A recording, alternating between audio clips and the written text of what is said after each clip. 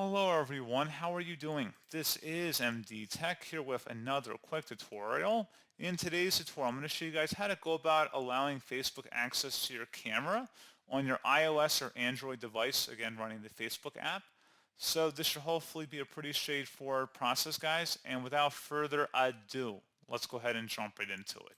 So all you have to do is open up the Facebook app if it's not already open, and then you want to select your profile icon in the top right corner. Select Settings and Privacy, and then underneath Menu, select Settings, and then scroll down here, and then scroll down underneath Your Activity and select Device Permissions. Versus Camera, select the See Info button, and then you can select the Update Settings option.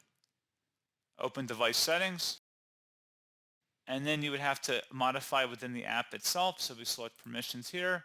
You can select the camera should be toggled to the on position, so it should have permission at that point.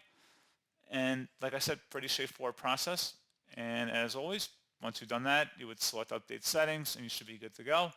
So as always, thank you for watching this brief tutorial. I do hope that I was able to help you out, and I do look forward to catching you all in the next tutorial.